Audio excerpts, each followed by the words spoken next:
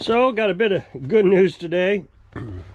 You will probably remember I had a lawnmower engine sitting here that I changed out the camshaft on a while back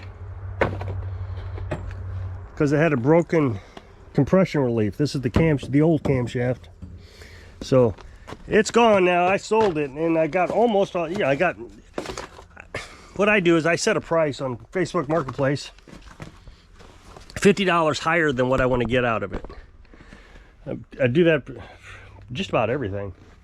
That way I can come down 50 bucks. It looks like, you know, I'm being flexible, when in actuality I got what I wanted out of it, or what I needed out of it. He messaged me last night before I went to bed, said it'll be over in the morning, and well, he showed up.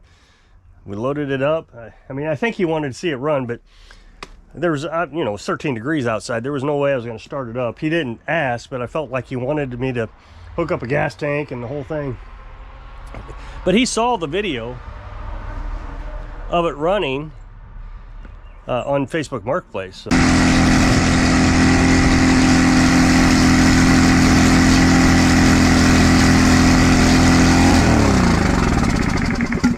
I mean, I told him I've had it running twice, but that's about the best I can do. Hey, I'm going to interrupt right quick and let you know I've got another YouTube channel. I just released a new video about power loss on a lawnmower, something that's pretty easy to fix. So at the end of this video, I'll put it up next box. If you'll click it, take you over to that other channel. I'd appreciate it if you watch it and subscribe. Now all I got to do is get the customer to pick this up. This guy, he lives in Kansas City. He said he'd be here the midweek. This is Wednesday, so this is midweek. But I'm in no hurry. I would like to get the porch cleaned up is the only thing. Now that engine's gone. Still making money.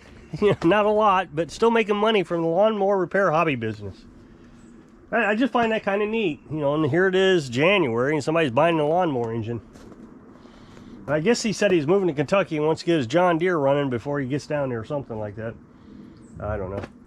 So last night it got down to 13. Water still hasn't froze this year.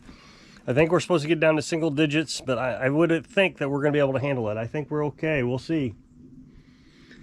Usually we don't freeze until we get into the negative temperatures. Now it's going to be cold for 2 days.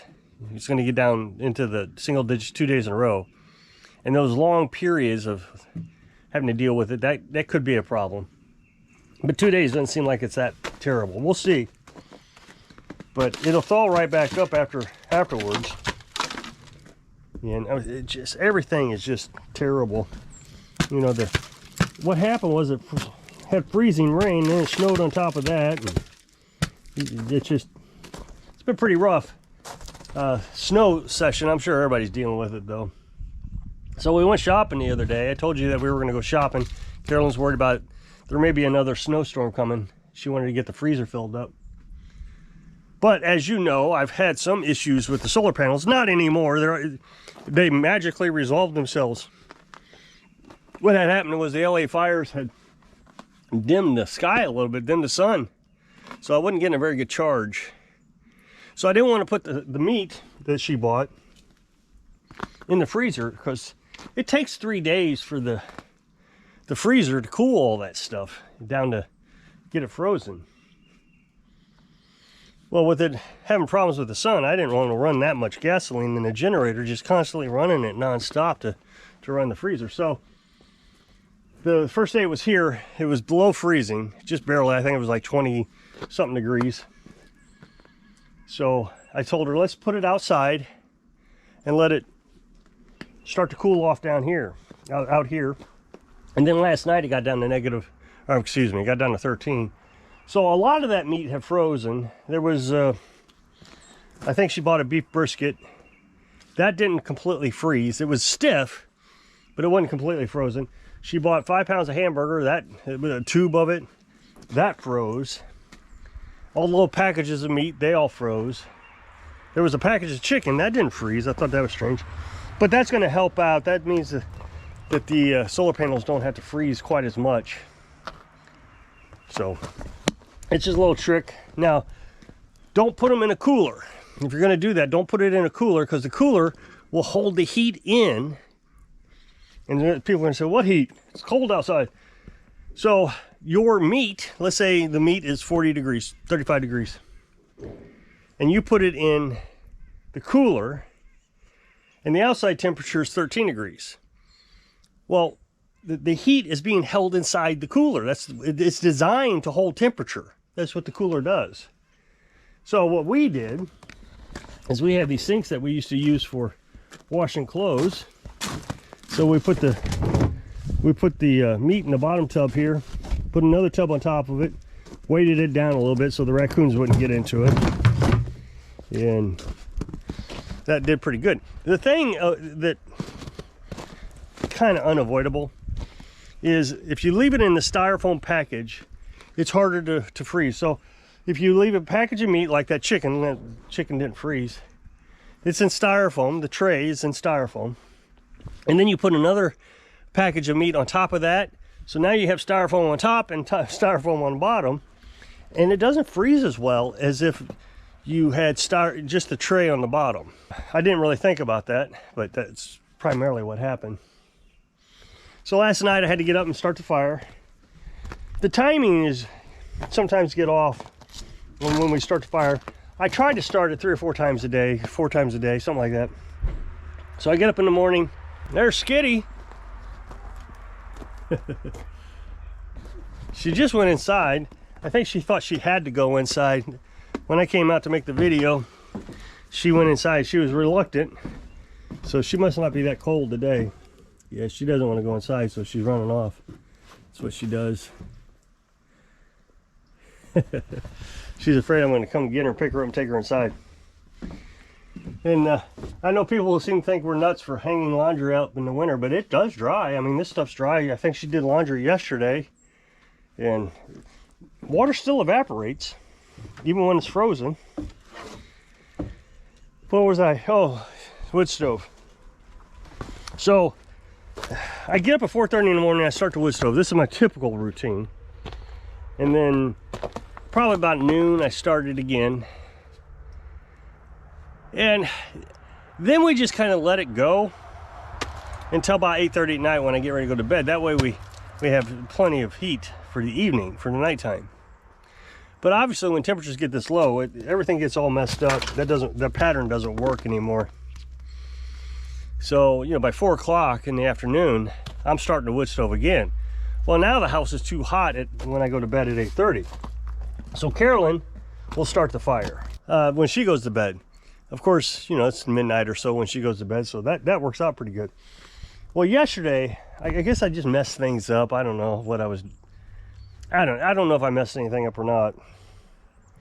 But at 4 o'clock, it was getting cool in the house, but it wasn't cool enough to start a fire. So I had a clever idea. I thought, you know, I could run that buddy heater for a half hour, kind of warm this house back up, and that way I don't have to start the wood stove. So I shut it off in a half hour. House was, I don't know, 77 degrees or so. So by 8:30, I was able to start the wood stove before I went to bed. But it didn't hold temperature very well last night. So at 1:30, it was already 69 degrees.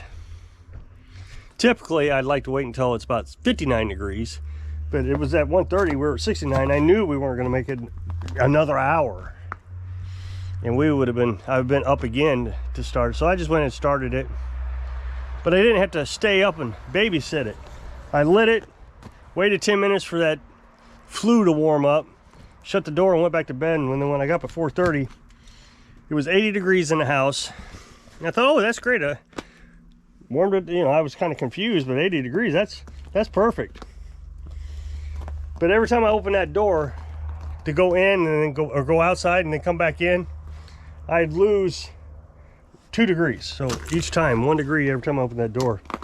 Well, I came out, started the coffee, and of course the cat's got to go out 15 or 20 times. But within an hour, it was down to 70 degrees in the house. So I relit it, I guess, about 5:30, 6 o'clock, relit it. I don't know if anybody cares, but I will say this. I've never experienced a time in my life where I thought it was neat to heat the house. You know, every time that furnace would kick on, years ago when I had a furnace, an electric furnace, I would stress about how much it was going to cost. Well, now the only thing it costs is a little bit of time, and I don't even spend that much time on it. A little bit here and there. When the temperature's right and the snakes are not in there, I'll split some firewood. And I'll make a video, cut a tree down, and you know, I don't have to put a lot of effort into heating a house. And you know, Carolyn goes over there and splits it up into smaller sizes for this wood stove. And she seems to enjoy that. Now, when it's this cold, she hasn't been out there. But that's okay. It's she got us a lot of firewood that's going to work. I got to be careful I don't slip and fall. That's the other thing, is the house. See how the ice is hanging over? That falls down and refreezes down here. It's just a skating rink. But she's got quite a bit of firewood over here. Need to bring some more into the house. Oh, there's Skitty. She didn't like that snow, I guess. So, unfortunately, we almost got this row completely gone. And I know she's probably getting a little nervous that she doesn't have enough. But if we can get through January, then we just got February to deal with. Then we can come over here and, you know, you can just piece it together for another month or so. Just because this stuff doesn't need a lot of extra drying or anything. This stuff is ready to go over here. Everybody loves Skitty. Used to watch well, I didn't watch him. There was this nomad who had a cat when we were nomads. I don't know if he is even a nomad anymore, but he had this cat, and his channel exploded and I'm sure it was because of that cat. I can't even remember the cat's name. I wonder how that cat's doing, or if it's still alive. Who knows? But people like having an animal on their YouTube channel. Boy, this is just a skating rink here. This is terrible. But I'm glad to have that engine gone and made a little extra cash. That was nice.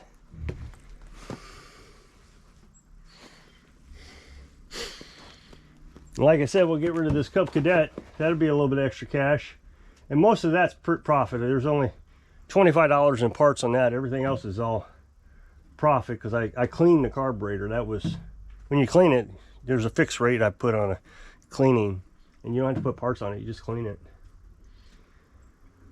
I'm looking forward to this spring, not because of the temperature, but because of that lawnmower repair hobby business. I'm quite excited about it. I'm kind of getting itchy on it. I'm looking forward to it. You know, this will be the second year. People know that we're out here now. I've been advertising, you know, as much as the YouTube groups will allow me on the Facebook. I say YouTube groups, Facebook groups allow me to on Facebook.